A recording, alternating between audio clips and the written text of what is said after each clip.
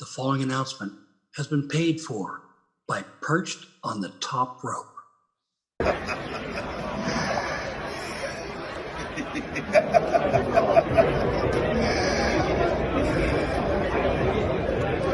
see you.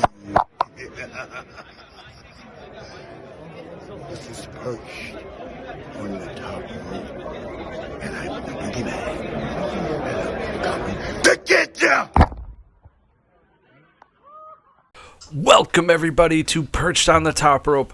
I am your host, former dirt sheet writer from SportsKeeda, Ringside News, the Daily DDT, and more. I am Lee Walker, and this Saturday we have the WWE Elimination Chamber in Canada. And you can go to chamberphotos.com for the chance to meet Damian Priest, Charlotte Flair, and my personal favorite, R-Truth. That's chamberphotos.com. And also announced for the Elimination Chamber, rapper Travis Scott will be making an appearance. I'm going to assume we're going to get at least one song out of Travis Scott here, or he's going to be doing some sort of role in WWE during the Elimination Chamber. What it is, I don't know. I just assume he's going to be doing a rap song. And ladies and gentlemen, our first match for the Elimination Chamber this Saturday, March 1st, is Sami Zayn versus Kevin Owens in an unsanctioned match. And how did this all start? Well, on January 20th, an episode of Raw, Sami Zayn spoke about winning the Royal Rumble match before he was interrupted by his longtime friend Kevin Owens. Owens stated that he knew Zayn could win the Royal Rumble match because he would have Zayn's back. The same way Owens knew that Zayn would have his back at Owens' upcoming ladder match against Cody Rhodes for the Undisputed WWE Championship, also at the Royal Rumble. Well, at the event, Owens lost to Rhodes. However, during the match, Zayn had appeared ringside to check on Owens, but did not get involved in the match. On the following episode of Raw, Zayn failed to qualify for the Elimination Chamber match. Following the match, Owens viciously attacked Sami Zayn and hit him with the package piledriver, severely injuring Zayn's neck and ruling him out of action for an undetermined period of time. Now, fans, this was completely kayfabe. He wasn't injured. There would be a video package on X giving an update on Zayn and his injury, and Zayn proclaimed that he would be medically cleared to wrestle and he would be coming for Owens, who responded and claimed that Zayn's refusal to help him during the match was a betrayal. Owens also challenged Zayn to a match at the Elimination Chamber regardless of whether Zayn would be medically cleared or not. And on February 17th, an episode of Raw, Zayn accepted Owens' challenge to the match. However, Raw's general manager, Adam Pearce, refused to make the match official as Zayn was still not medically cleared. Zayn refused to leave the ring until Pearce made the match official. Pearce told Zayn he could not sanction the match between the two, therefore an unsanctioned match between Owens and Zayn in their home country of Canada would be scheduled for the Elimination Chamber in Toronto. Now, part of this, Pearce also did say that a referee would be there to make the pinfall or the submission. Now, I moderately have a problem with this because an unsanctioned match, there's going to be no referee. An unsanctioned match means if WWE is not for it, then why is there a referee there? There should be no referee at all. It should be like how AEW does it. You can't get up, you can't get up. That's the end of it. Anyway, I'm going to go with Kevin Owens in this match. I feel that, heels tend to lose more than the face, but this match just really seems like it's Kevin's match. It's Kevin's match, and I'm going to leave it at that. And the Women's Elimination Chamber follows that. As you can see, we have Roxanne, Perez, Bayley, Naomi, Alexa Bliss, one half of the Women's Tag Team Champions, Liv Morgan, and Bianca Belair. Now, the qualifiers for the Women's Elimination Chamber started March 3rd on Raw. The first qualifier was Liv Morgan, as she defeated Io Sky by disqualification due to interference by the Women's World Champion, Rhea Ripley. The second and third spots were determined on February 7th of SmackDown, as Bianca Belair defeating Piper Niven and Alexa Bliss defeating Candice LeRae, respectively. While we see the fourth spot determined on February 10th on Monday Night Raw, as Bayley defeated Lyra Valkyria, and the fifth spot determined on February 14th, it was Valentine's Day, where Naomi defeated Chelsea Green. And the final spot to be determined was February 17th on Raw, as NXT's Roxanne Perez defeated one half of the Women's Raw Tag Team Champions, Raquel Rodriguez. And as a result, the Royal Rumble winner Charlotte Flair chose Tiffany Stratton for the SmackDown Women's Championship at WrestleMania 41. This was confirmed, so the winner of the Elimination Chamber will challenge the Raw Women's World Championship at WrestleMania, which happens to be Rhea Ripley. So one of these women are going to challenge Rhea Ripley. Now, I don't see Liv Morgan. That feud is come and gone. There's two names that stand out to me out of this whole thing: Bianca Belair and Alexa Bliss. For some reason, those two names stick out to me, folks, and I'm going to go with my gut feeling here, and I have a feeling this is Alexa Bliss's match. I could be wrong, but the Elimination Chamber is one of the most unpredictable PLEs to try and figure out who's going to win. Now, folks, taking a break from wrestling here for a second, we're going to take a look at this dynamic relationship of The Rock and Cody Rhodes.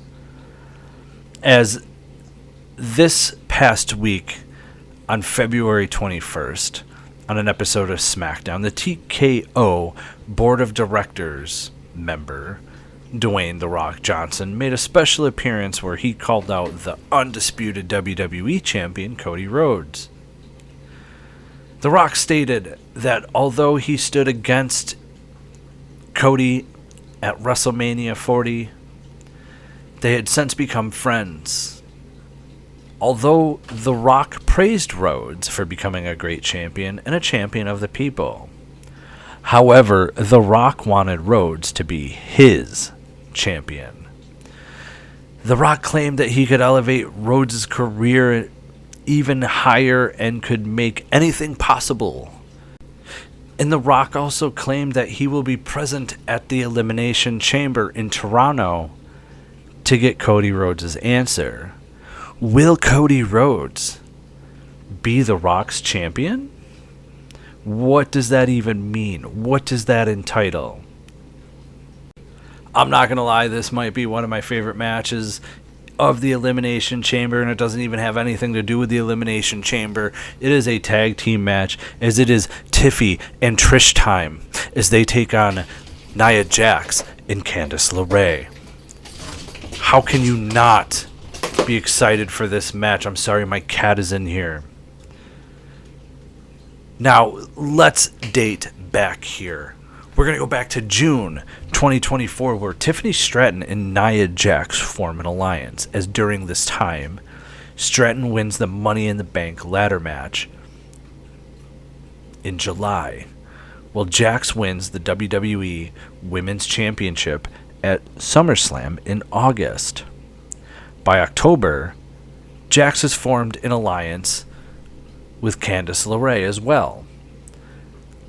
And though there had been months of teasing, Tiffany Stratton finally turns on Nia Jax and successfully cashed in her Money in the Bank contract in the briefcase on January 3rd on SmackDown to win the WWE Women's Championship. And at the Royal Rumble on February 1st, WWE Hall of Famer and, of course, Canadian native Trish Stratus enters the Royal Rumble in at 25, and she eliminates Candice LeRae, only for Nia Jax to eliminate Trish Stratus. Well, on Valentine's Day, folks, on SmackDown, Nia Jax has a rematch for her championship. However, the match ends in a disqualification win for Tiffany Stratton after Candice LeRae attacked her. Following the match, Jax and LeRae continue to beat on Stratton. With Trish Stratus in the crowd, she could no longer watch, and she jumps the barricade, ignoring anything that we're supposed to ignore as fans. Security just lets her slide on by as she slips into the ring and assists Tiffany Stratton. Well, Tiffany Stratus then proposes to team with Stratton at the Elimination Chamber in Toronto in a tag team match, which was made official. Trish Stratus and Tiffany Stratton against Nia Jax and Candice LeRae. Folks, this is that feel-good match for Toronto as Canadian-based Trish Stratus teaming with Tiffany Stratton is it's Tiffy time. It's Trishy time. It's time. Tiffany Stratton and Trish Stratus win this match. Folks, this just leaves one last match, and it's the Men's Elimination Chamber match, completely star-studded with Damian Priest, Logan Paul, Seth Rollins, Drew McIntyre, CM Punk, and of course, you can't see me, John Cena. Now, this dates back quite a bit, going back to July 6, 2024, when at Money in the Bank, John Cena officially announced he would retire from professional wrestling at the end of 2025. Having wrestled for WWE since 2002, though he's only been part-time since 2018, Cena also stated that he would compete at the Elimination Chamber, which would be his last Elimination Chamber event. After losing the Royal Rumble match at the event's post-show, Cena declared that he would compete in the Elimination Chamber match, as it would be the last time at an opportunity to compete for a world championship in the main event of a WrestleMania. The next day, Raw general manager Adam Pearce announced that qualifying matches would begin the following night on Raw. CM Punk is the first to qualify by defeating Sami Zayn, which we already read earlier. Sami Zayn lost his match, which is why he's in an unsanctioned match against Kevin Owens. So, that's the first qualifying match, but that makes Punk the second person to qualify, as John Cena was already announced for it. The third spot would be determined at the February 7th episode of SmackDown, where Drew McIntyre defeated Jimmy Uso and LA Knight in a triple threat match. The fourth spot would also be determined on February 10th on Raw, where Logan Paul defeated Rey Mysterio. It was also Logan Paul's first match on Raw. The fifth spot, determined on Valentine's Day on SmackDown in a triple threat match, where Damian Priest defeated Braun Strowman and Jacob Fatu. I'm not going to lie, I really would have thought they were going to put Jacob Fatu in this match. And the final spot was determined on February 17th as Seth freaking Rollins defeated Finn Balor. And as a result of the Royal Rumble winner, yeet, Jey Uso chose Gunther for the Raw World Heavyweight Championship at WrestleMania 41. So the winner of the Men's Elimination Chamber will go on to challenge Cody Rhodes for the SmackDown Undisputed WWE Championship at WrestleMania 41.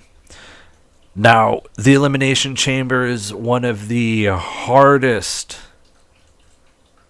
to predict when it comes to the winners. Now, when it came to the unsanctioned match between Kevin Owens and Sami Zayn, I've chosen Kevin Owens. When it comes to the tag team match of Trish Stratus and Tiffany Stratton taking on Nia Jax and Candice LeRae, I have chosen Tiffany Stratton and Trish Stratus. When it comes to the women's Elimination Chamber, though torn between Bianca Belair and Alexa Bliss, I'm leaning towards Alexa Bliss. But the reality is I can see Bianca Belair winning, but don't sleep on Bayley either.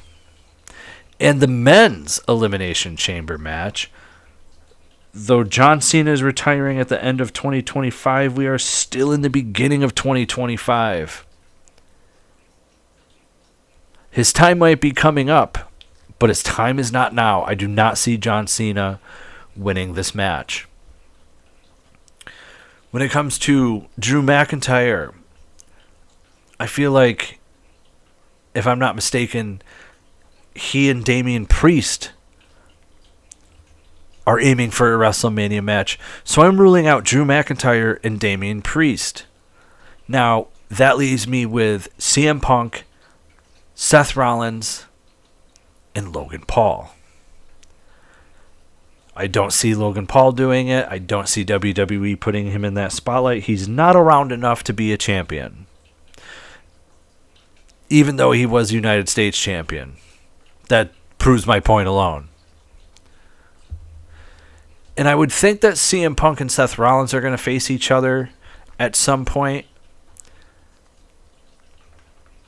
Man, wow, who knows? Maybe John Cena could win this and headline WrestleMania one more time.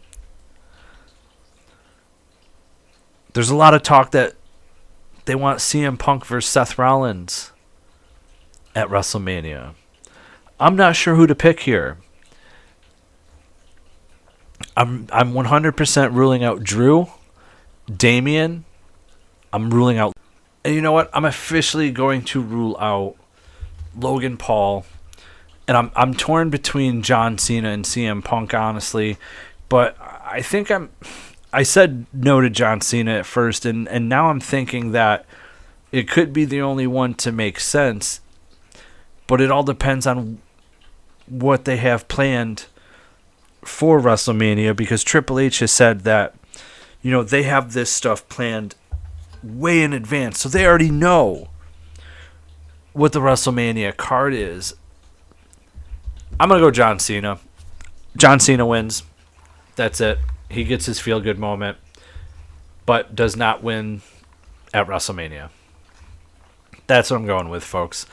So, with that being said, this has been my Elimination Chamber preview and predictions podcast. You can go and listen to this podcast anywhere and everywhere podcasts are found.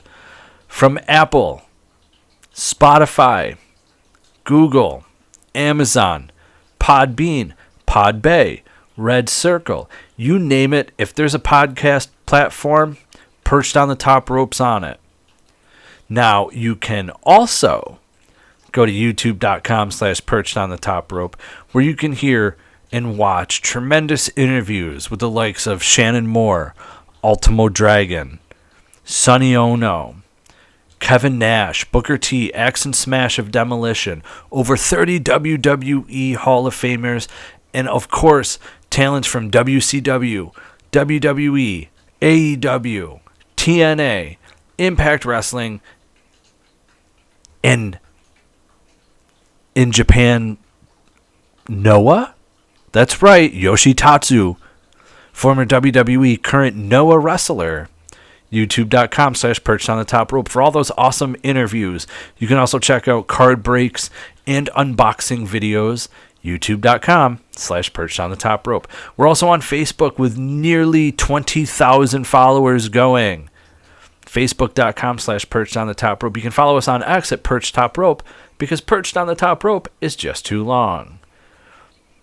Now, you can also follow us on Instagram and Threads at Perched on the Top Rope Podcast with great reels, videos, photos of professional wrestling's past, present, and the future of the industry. It's all on Instagram and Threads at Perched on the Top Rope Podcast. We are on Blue Sky at Perched on the Top Rope. And ladies and gentlemen, I got one last thing for you. It's TikTok, where you can watch Tessa Blanchard get called a racist by the TNA crowd. You can watch PCO flip out and break his digital media championship and smash it up when he was at GCW. You can watch the late, great Kevin Sullivan get humped by a dog. You heard me correctly. I'm not repeating myself on that one. It's TikTok. It's Perched on the Top Rope. So fans, remember, spoiler free's the way to be. I'm out.